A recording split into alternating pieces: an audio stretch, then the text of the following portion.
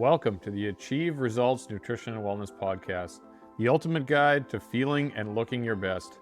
Join me, your host, as we embark on an exciting journey to discover the power of nutrition, exercise, sleep, recovery, and mental performance. Get ready to be inspired, motivated, and uplifted as we uncover the secrets to unlocking your full potential and living your best life. Whether you're a fitness enthusiast, a wellness warrior, or just looking to improve your overall well-being, this is the podcast for you. So sit back, relax, and let's get ready to elevate our performance together.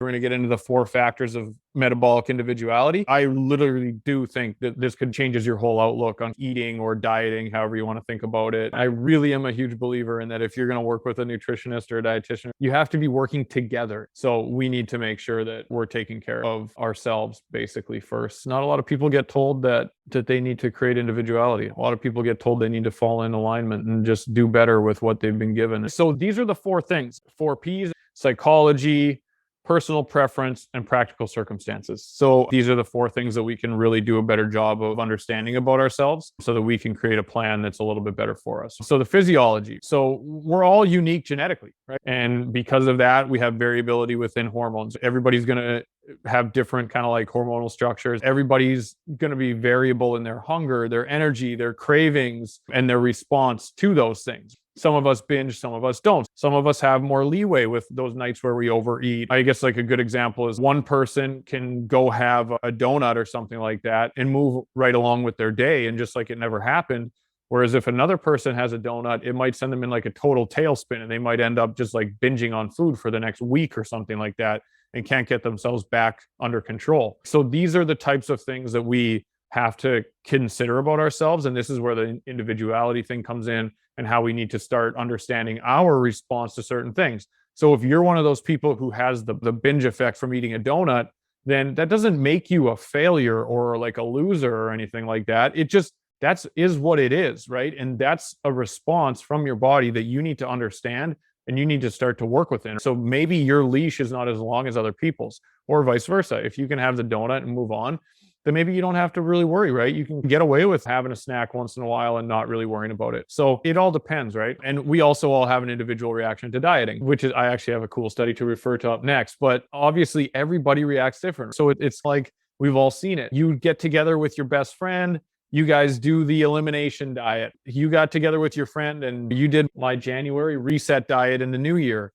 Your friend lost 10 pounds. You lost none. Why the hell? You guys were eating the exact same food. You were doing the exact same things. So this is more proof, more reasons why individuality comes so heavily into play. And then some of us store energy more than others. Some of us just don't burn calories as readily as others. And that's a simple fact. Again, there's the people who say, oh, I look at a donut and I gain 5 pounds. You can eat 10 of them. You lose 5 pounds. But these are the realities of individuality. And these are the things that we need to work through. Like for me, going back to that person that was, their TDE was only like 1,800 calories. We had to get them all the way up to 3,000 just for them to maintain their weight. That wasn't even for weight gain. So that's one of those anomalies where if you're not thinking outside the box, you're just going to be still telling that person, oh, just eat your 18. Oh, maybe you're not eating enough. Maybe you're not doing it right. No, you got to be able to pivot a little bit. So here's the study. The study is pretty crazy. So there was a study, let me explain this quickly. So they got 12 groups of twins together. So they were similar in terms of like their genetic makeup and things like that. And then what they did is they brought them into a lab, like a controlled situation. They had them live in there for 2 weeks. And these were like young sedentary males. They were around 20. And they measured their caloric output for 2 weeks. So they figured out their baseline, what was their like essential, their TDEE. And then what they did is they controlled their feeding. So for 100 days, they fed them 1,000 calories over their maintenance level for 100 days. So they would do, it was 6 days on every week and then 1 day at their caloric maintenance. So essentially over the 100 days, they ate 84 days where they went 1,000 calories over their daily expenditure. Okay. And then they just had 1 day each week where they just ate their normal amount. So here's how everything played out. So the lowest amount of weight gain was 9.5 pounds. The highest was 30. So it just goes to show the difference, how bodies respond to the exact same situation. Like these people were in a lab, their food was controlled, the calories were controlled, 1,000 extra dependent like on their energy output. So this is a really cool study. and the average weight gain was 17.9 pounds. But interestingly, the smallest amount of weight gain was 9.5, the largest was 29.3, and a 20-pound difference between the extreme cases. That's, again, just more proof of this individuality. So to expand on this, the researchers wrote in the paper, the man who gained the most amount of weight essentially stored 100% of the excess calories that he was fed. And the man who gained the least only stored around 40. And that's just people being sedentary, just eating food in a controlled situation. So I find that to be so cool and so interesting. And I'm sure there's plenty of studies on the reverse side where you underfeed people and some people don't lose any weight and some people lose a ton of weight. That's that whole physiological individuality and how important it is to understand that, hey, unfortunately, life's not always fair for everybody. If you're that person who gained, literally absorbed 100% of the excess calories and gained that 30 pounds, and you're looking at the guy beside you who only gained 9.5, that can get frustrating. So we need to understand that we all are individual. And unfortunately, there's always going to be people that we just look at them and just go like, why can't I be like that? Now we get into the psychological. So obviously everybody's got a unique personality and a varied emotional response, right? So some of us eat because of stress and some of us don't. So some of us will actually kind of we'll go days without eating or whatever because we're stressed, or the reverse, we'll go days where all we can do is eat because of stress. I think that actually changes depending on the stress, the situation, and the way we handle the stress. So I'm sure there's been times where you've been binge eating because you're stressed, and I'm sure there's been times where you can't even think of food because you're stressed. So different responses to different situations are going to also come into play. We're probably not going to just ever fall into one category, especially psychologically. Stress energizes some people and cripples others. I was thinking about this for myself. There's specific stressors in my life that get me fired up and excited and ready to go. And then there's other stressors that make me want to crawl under my couch and hide or whatever. So we need to start to pick up on these, and we need to start to pick up on our response to those. And then we can start to act accordingly based on these responses. And then we start to develop these different coping mechanisms. So if we know that, hey, a crazy day at work means we're going to get a burger and fries or a pizza on the way home because of the stress, we need to understand that and we need to cope with it. I know that if I'm having family over on the weekend and it stresses me out and all I want to do is clean the house and I don't look at food for 3 days before because I'm too stressed about if my mom's going to see some dust on the counter, we need to also understand that. So different situations might play out differently for us. And I think we need to be able to identify those and find that those more positive alternative coping mechanisms and then how we succeed. So I think we all have different ways that we are comfortable with finding our best success. So some people are very numbers based. I have one guy in particular that I'm thinking of, and he got right into the food log. I honestly didn't trust that this guy was going to like really do very well with me, but he ended up being a huge numbers guy. As soon as I gave him the food log, he started logging everything religiously. He still does it to this day. 35 pounds down, and he's absolutely killing it. And it's all because he loves numbers and he loves to break down all the numbers and stuff. And then I have other people who just don't even want to look at the food log. They want to do things more intuitively based, and I'm cool with that too. I do think that we need to at least have a base knowledge of what we're doing nutritionally. And when I say intuitive based eating, obviously it's still going to be nutritionally dense and focused on high quality and all that stuff, but you just can't expect that every single person's going to dive right into the numbers or whatever. I think we need to understand that too and be like, hey, logging and like weighing and measuring stresses me out like crazy. Like it just makes things worse for me and it makes things harder for me. I feel better if I can just go about my day and just intuitively pick things up and eat them and make sure they're very high quality, and I'm good at self-monitoring my intake and all that stuff, then that's okay too. You don't have to fit this box. I'll always talk about these stupid diet boxes. Keto is just an easy one where it's like, you can't touch carbs ever again. You have to eat high fat and you have to eat pretty low protein. If you're not doing that, you don't fit the box, and it doesn't work. So I don't love trying to stuff ourselves into these little boxes. It may work for a time. You might be able to do the keto diet for a little bit, but then you want to have an approach to break out of that box and still be able to continue to see your results. Personal preference. You're not going to do something you hate for the rest of your life. It's fact. So the more we can play to the preferences, the easier the process becomes. So again, we have specific habits, likes, dislikes, assumptions, and expectations. We have like philosophies on life. Some people are very rigid, very structured. They need that. Some people are more go with the flow. They just want to take things as they come, focus on things one step at a time. And other people want to know what they're doing 10 years from now, they want to have it scheduled somehow. Like we all know people like that. Like I'm like this versus my wife. Like when I'm planning this podcast episode, to be 100% honest with you, I'm doing it the day of or the night before. I like to sit down. I like to focus on things as they come. I don't love planning things out way far in advance. So we got to play to our strengths here and values, how we see food, perceptions and perspectives, feeding times, meal sizes. So we really need to get in tune with what serves us best. And I think we always need a plan. We can't just be winging it 24 hours a day, but that doesn't mean that you have to have your meals prepped on Sunday night for next Friday. For some of us, that's exactly what we need. That's exactly what we want. For others, we just need to have a daily game plan where it's like, all right, if the wind blows me this way, I know I'm going to do this. If the wind blows me that way, I know I'm going to do that. And as long as we have a plan in place, but based on our specific preferences, I think we can all win. I've talked to so many people who do this all the time. They're like, oh yeah, I've been told I should prep my meals on Sunday, but it's not, I don't like it and I don't want to do it. It's like, all right, then don't. But that doesn't mean that you can just forget about the whole week and just never have a plan and just write it off. So we do have to find a happy medium here. But I do really think that personal preference is so important, because if we're going to create something, especially I preach a lot about sustainability, we want to create sustainable results, not just something that we do for a month or two, hate it, and then move on and end up right back in the same position 2 months later. If we're going to create sustainability, we start to play more to our strengths, more to our personal preferences. Then practicality. Okay, so this one is huge too, because living situation and physical limitations. Some of us have a Whole Foods next door. Some of us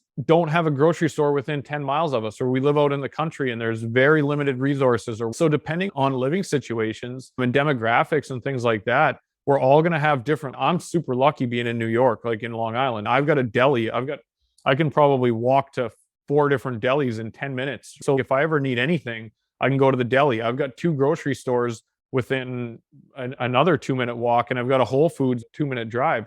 So like for me, my living situation is very conducive to being able to get whatever I want whenever I need. I've worked with people who live out in like rural, like northern up in Canada, and they got to make a trip to get to the grocery store. So for them, it's not okay just to be like, oh, I'll just swing by the deli on the way home. It's whatever. Why are you doing, right? Because the grocery store is 30 minutes away, and you got to take time on your Saturday and go do your grocery shopping, and it's got to last you till the following week. So again, we need to start to consider these things. Our time, our money. Not everybody's going to be doing organic. Not everybody's going to be doing fresh everything. That doesn't mean we can't still eat good quality food. Utilize stuff that's on sale. Utilize stuff that like chicken legs and things like thighs and stuff like that are a little cheaper. Lots of dried foods. Don't be afraid to do frozen or canned or whatever. Like, just because we're at a disadvantage in terms of like monetarily and stuff doesn't mean that there's not still options out there.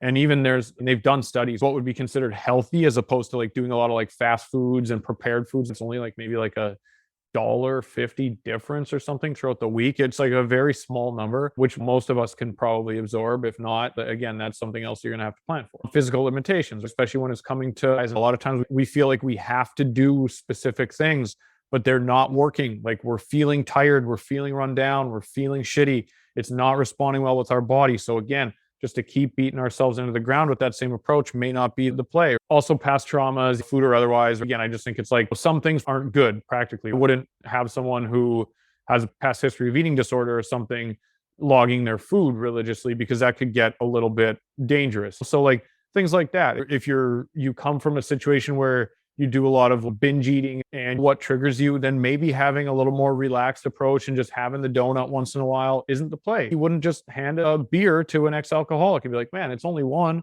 just have the beer. Like we do that. So again, some of us are going to have to be a little bit more rigid than others in our approaches. And then our commitment availability. And this one I think is huge. We stress ourselves out. We have a week of travel where maybe we got all this crazy stuff going on for work. We got work travel. We're going to be out for dinners. We're going to be super busy in meetings and stuff throughout the day.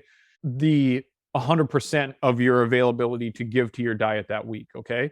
But we stress so much about it. Oh, what am I going to do? I can't do this. In that situation, you got to just do your best. You got to figure out if you have 50% effort that you can give to it, give 100% of that 50%. But again, I think it's important to understand that not all of us have the same commitment. Like I don't have kids. I work from home.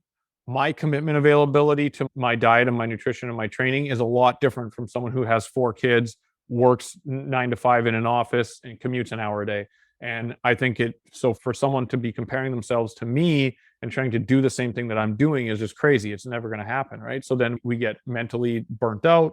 We get physically, we're not happy with the result, and we end up calling it quits and just giving up or something. And that's exactly what we don't want. At the end of the day, this whole individuality thing, it's on us. And that's the cool thing. So it's really on you. And I think obviously I'm biased. It's very important, very valuable to work with a coach. If you've been doing this for, again, like I said, you've failed enough times that you don't even trust your own self, then that's where a coach comes into play. Like you need to seek the help of a coach, but not just a coach who's going to say, oh, you need help? Yeah, here's my diet plan. Read that, follow it. If it doesn't work for you, you suck and you didn't do it right. Like that's not the play. Like work with someone who's willing to work with you and find what is best for you. Be extremely mindful. You need to start to conceptualize what is working, what is not working. And you need to be okay with moving on. You need to be okay with taking a different approach. You need to be okay with trying different things. Be very practical and very realistic. So again, if something feels stupid, feels out of place, feels like you can't do it, again, we all hate change. So give it a shot. But if you've been trying something for months and you don't feel like it's in your wheelhouse, then it's probably time to make a pivot. And understanding this is a journey. This takes so long. I've been in this over 15 years now. I'm still working my way through it. I'm so far from perfect. Every once in a while, I put up my foods on Instagram and all these things. I try my best. That does not mean that I'm perfect. It doesn't mean that I'm only eating perfect foods or that I have everything figured out or I don't do things that nutritionally that I'm not super proud of sometimes or whatever. It's all about enjoying the journey. And I think the more we're living in alignment with our own individuality, the more we can learn to enjoy the journey. If we're just getting bounced around from person to person, telling us what to do, and we're just trying to do it and never enjoying the process, it's going to suck the whole way through. I think, like I said, there's value in having the help of a coach, someone who can lead you in the right direction, steer you in ways that are going to benefit you.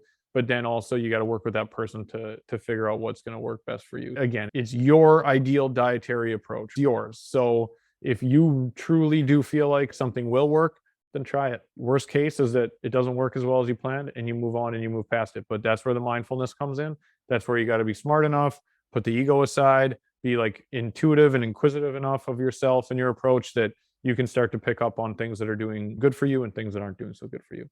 So I hope that resonated with you. So I just want you to remember that change only happens when you take the action. I seriously recommend that you take your individuality seriously. So where can you start? Do you see any holes or gaps or anything in your approach right now? I would just say, are you trying like mightily, trying as hard as you can to fit that diet box like I talked about, and you just keep busting out and you're trying to restart it and then you bust out of it again and you don't know what the hell's going on, you don't know what to do? I would challenge you to think about that. If you can start to poke holes, see some gaps in your approach where you can do a little bit better, I think it's important to start to identify those and write that stuff down. So thank you for listening to the episode. I really do appreciate having you here and having you support me. So you're the best. Thank you.